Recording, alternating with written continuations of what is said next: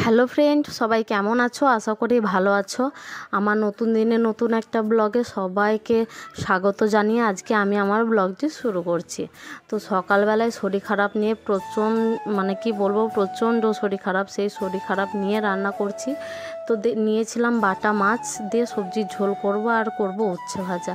তো বাটা মাছটা আমি এত শরীর খারাপ যে বাছার মতো ক্ষমতা নেই।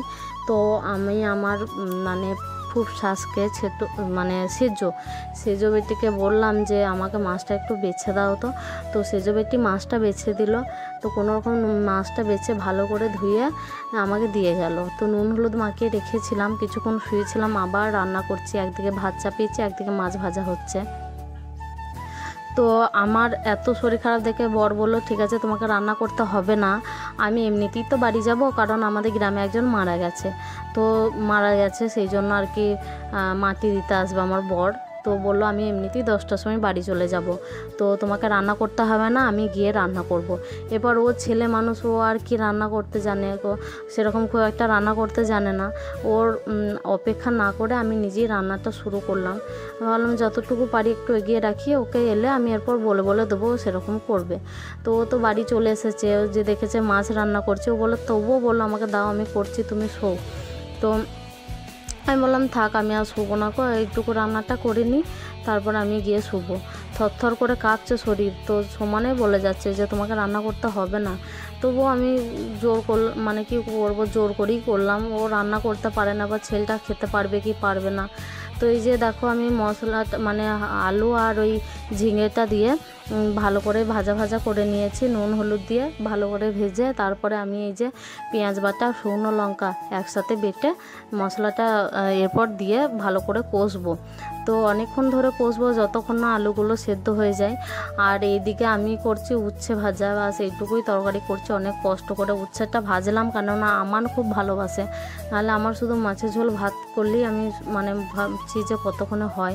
তবুও দেখলাম ছেলেটা যখন ভালোবাসে, আর বাড়িতে ছিল যখন উচ্ছেটা, তো ভাবলাম ভেজেই দিই, ও খাবে, ও খেতে ভালোবাসে।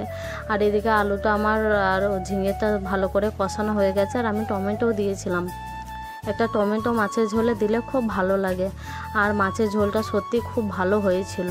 তো কষানোর পর দেখলাম আলুগুলো সেদ্ধ হয়ে গেছে, তারপর আমি পানি দিয়ে ফুটতে দিয়ে দিলাম। এরপর আমি মাছগুলো একে দিয়ে দেবো। আর এইদিকে আমার উচ্ছে ভাজাটা হয়েই গেছে, একটু লাল লাল করে ভাজলে তবে আমার ভালোবাসে খেতে। তো মাছের ঝোলটা একটু পাতলা করেই করেছি। আর মাছের ঝোলটা এভাবে আরও যদি সবজি থাকতো, আরও সবজি দিলে সেটা আরও স্বাদ হতো। যত সবজি দিবে তত এর স্বাদ হয় মাছের ঝোলটা। আর বাটা মাছ সবজি দিয়ে আমার খুব ভালো লাগে, সেই জন্যই রান্নাটা করা। তো খাওয়াটা আর কপালে ছিল না, কারণ আমি আমানকে যেটুকু খাইছিলাম সেটুকুই, তারপরে আর ওই দু এক গাল পড়েছিল, ওইটুকুই আমি খেয়েছি, তারপরে খেতে পারিনি। শরীর এত খারাপ, কি বলবো। তবুও কষ্ট করে রান্নাটা করছি। আর বাদ বাকি কাজ আমি একটাও করিনি, ওর আব্বুই করেছিল, যেটুকু কাজ ছিল ঘরের সেটুকু ওই সেরেছিল। আর এদিকে দেখো উচ্ছে ভাজাটা আমার হয়েই গেছে, বললাম তো। আর আমানকে যখন খাওয়াচ্ছিলাম তখন আমাকে বলছে তুমি খাবে না, তো ওর দু এক গাল খাইনি বলে সেটুকুই যা খেয়েছি, তারপরে শুয়ে পড়েছিলাম। আর সারাদিন কিছু শেয়ার করা হয়নি। তারপরে দেখো আমানকে নিয়ে আমাকে তড়িঘড়ি চলে যেতে হচ্ছে হসপিটাল না, ডাক্তারখানা যাচ্ছি। কারণ আমানের গায়ে যেসব বেরিয়েছে, প্রচুর কি বলবো, অ্যালার্জি, আর গা ফুলে গিয়েছে, তারপরে লাল হয়ে গিয়েছে। সেই জন্য ওর আব্বুকে বললাম, আজকে যখন বাড়িতে আছো চলো একবার ডাক্তারখানাটা যাই, না হলে আবার যদি কিছু বাড়াবাড়ি হয় তখন কি, রাতে বিরেতে যদি বাড়াবাড়ি হয় তখন কি করব। তো এমনিতে ওর শরীরে কোনো অসুবিধা কিছু হচ্ছে না, এই তোমার এই চুলকানিটা খুব হচ্ছে, আর গা লাল হয়ে গেছে। সবাই বলছে যে এইভাবে ফেলে রাখিস না, ডাক্তারখানা নিয়ে যা, সেই জন্য নিয়ে যাচ্ছি। আর এদিকে পেট্রোল পাম্পে ঢুকলাম তেল ভরতে, তেল ভরার পর এই যে চলে যাচ্ছি ডাক্তারখানাটা মায়ের বাড়ির কাছেই। এখান থেকে আধ ঘন্টা লাগে বাইকে গেলে যেতে। তো আমানকে আমি বাজারে বর্ধমানে ডাক্তার দেখাতাম, একটা মানে তরুণ কুমারকে দেখাতাম, তারপরে তরুণ কুমারকে দেখানোর পর ডিএন স্যারকে দেখাতাম। মানে আমানের মানে ছোটোবেলা থেকে একটাই সমস্যা, সেটা হলো সর্দি কাশি, এইটুকুই। মানে ঠান্ডা ধাতটা ওর আমার পেট থেকেই। তো ওকে মানে জ্বর ঠান্ডা সর্দি এইসব ছাড়া আমাকে অন্য কোনো কিছু কারণে নিয়ে যেতে হয়নি। তো যেহেতু এটা এরকম হচ্ছে, এই প্রথম আমি অন্য কোনো কারণ নিয়ে যাচ্ছি আমানকে ডাক্তার দেখাতে। মানে কি বলবো, আমাকে এত খারাপ লাগছে দেখে। সারা রাত ছেলেটা আমার ঘুমাচ্ছে না গো, সারা রাত অস্থির হয়ে যাচ্ছে, চুলকাচ্ছে। তো সেই জন্য আমাদেরকেও ঘুমাতে দিচ্ছে না, নিজেও ঘুমাচ্ছে না। ওরও তো একটা কষ্ট হচ্ছে, গা হাত পা চুলকাচ্ছে, খাচ্ছে, সবসময় বলছে চুলকে দেওয়া, যত চুলকাচ্ছে তত বেরিয়ে যাচ্ছে। তো অনেক দিন ধরেই, মানে অনেক দিন বলতে যখন থেকে হচ্ছে তখন থেকেই ওর আব্বু একটা ওষুধ এনেছিল অ্যালার্জির, কিন্তু ওই অ্যালার্জিটা খেয়ে কোনো কাজ হচ্ছিল না গো, কিছুতেই কম ছিল না গো। সেই জন্য ওকে আর কি এই মানে ডাক্তারখানা নিয়ে যাওয়া, দেখি ডাক্তার কি বলে, তারপরে সেরকম কিছু ব্যবস্থা নেওয়া হবে। তো অনেকেই বলছে যে ব্লাডটা টেস্ট করাতে হবে, কেউ বলছে খাবারে পয়জন হয়েছে, এরপর ডাক্তারের কাছে না গেলে, রিপোর্ট না করালে তো বোঝা যাবে না। এই যে আমান কিন্তু হাসছে, কথা বলছে, ও এমনিতে তো কোনো ব্যথা যন্ত্রণা এসব তো কিছু নেই, কিন্তু ওর একটাই সমস্যা, চুলকানি হচ্ছে। আর গোটা গা মানে কি মাথাটাও বাদ নেই, মাথা অবধি মানে বেরিয়েছে। আর এই যে আমাদের তালিতে রেলগেট, এখানে এলে একটাই সমস্যা, সেটা হলো এই গেট। মানে তোমার যতই যারই এমার্জেন্সি হোক না কেন, এখানে অপেক্ষা করতেই হবে। জানি না এই ফ্লাইওভারটা কবে হবে, জানি না কবে হবে, তবে অনেক দিন ধরেই শুনছি হবে, জানি না কবে হবে। তো এখানে ফ্লাইওভারটা হতে গেলে মানে আমার তার ছেলেও হয়ে যাবে, তবুও আমি জানি না কবে ফ্লাইওভার হবে। তো দেখো গেটটা অনেকক্ষণ দাঁড় করানোর পর গেটটা ছেড়ে দিয়েছে। এই গেটটার জন্যই আমাদের সন্ধে হয়ে গিয়েছিলো ডাক্তারখানা যেতে। আর মায়ের বাড়িতে তো মাকে ফোন করেছিলাম, তো মা বললো যে ঠিক আছে আসছি যখন এদিকে আসবি। আর এমনিতেই মাকে দেখা করা হয়নি, শরীর খারাপের পর আমি মাকে দেখতেও যাইনি। মা অনেকদিন ধরেই বলছে যে একবার আয়, অনেকদিন আসিস না, একবার আয়। তো একবার এই দিক দিয়ে যখন এসেছি তো একবার মাকে দেখা করেই যাব। আর আমার ভাইপোও আছে, আমার ভাইপো হয়েছে, তখন তো আর ব্লগ করতাম না যে শেয়ার করব। তো আমার ভাইপো আসার পর থেকে আমি একবারও দেখা করতে যাইনি।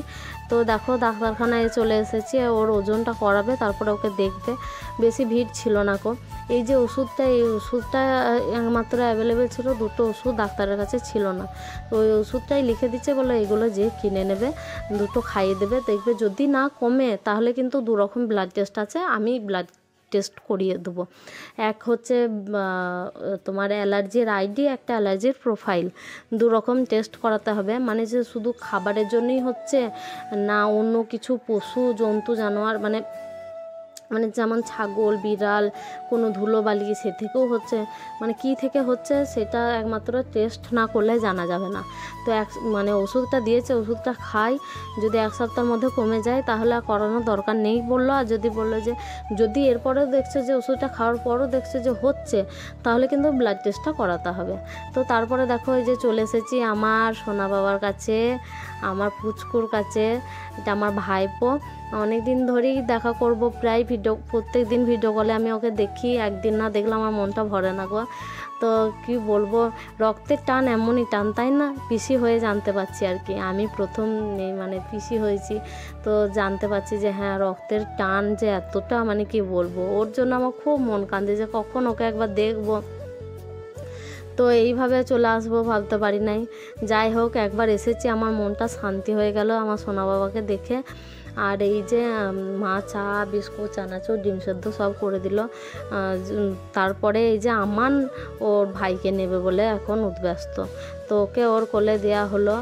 আর ও মানে ভয়ও করছে, নিতে পারছে না, তবুও কিন্তু সাহস করে নেবে। সেই জন্য আমার বোন বলল যে ভালো করে কর, ধর। আর আমার বোন বলছে মুখটা তোল, ক্যামেরার দিকে তাকা একবার।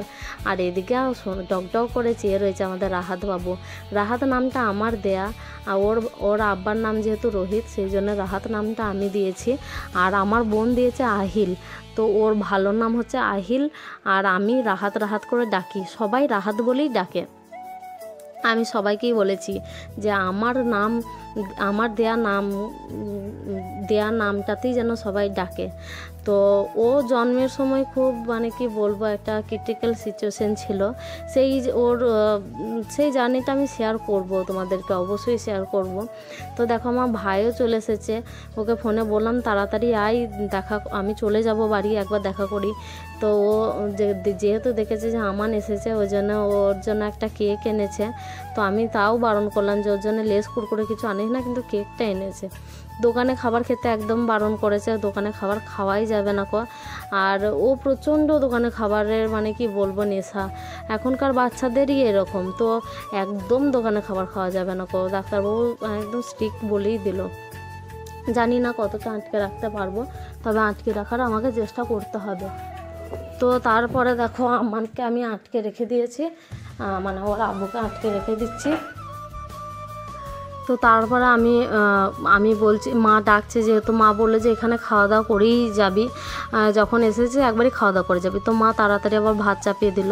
তো এইদিকে মা খাওয়ার জন্য ডাকছে, আমি ওর আব্বুকে জোর করে আটকে রেখে দিয়েছি ওকে রাগাবার জন্য, যে তুমি একদম যাবে না। আর ওইদিকে বলছে না যাবে, আমার আব্বু ভাত খাবে, তোমাকে খেতে হবে না, কিন্তু আমার আব্বু খাবে, তোমাকে খাওয়ার দরকার নেই। তো ওর আব্বুকে পেলে আর কিছু চাই না, প্রচণ্ড টান। আর এই দিকে ওর আব্বু একবার রাহাতকে কোলে নিয়েছে, আর রাহাত কীভাবে চেয়ে আছে মানে কি বলবো।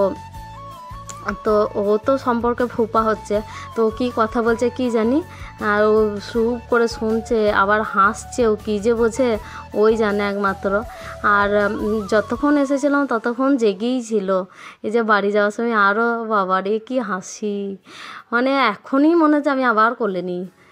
আমাকে একদম ছেড়ে আসতে মন যাচ্ছিল না, কিন্তু কি করব, বাড়ি তো আমাকে যেতে হবে। চলো আর ভিডিওটি বাড়াবো না, এখানেই এন্ড করছি। যদি ভালো লেগে থাকে তাহলে অবশ্যই একটা লাইক কমেন্ট শেয়ার করে দিও, পাশে থাকা বেল আইকনটি টিপে অল নোটিফিকেশান অন করে দিও। এখনকার মতো টাটা বাই বাই, দেখা হচ্ছে নেক্সট ব্লগে। ততক্ষণ তোমরা ভালো থেকো, সুস্থ থেকো, আর সবাইকে ভালো রাখার চেষ্টা করো, আর দোয়া করো আমান যেন তাড়াতাড়ি ঠিক হয়ে যায়। চলো টাটা বাই বাই।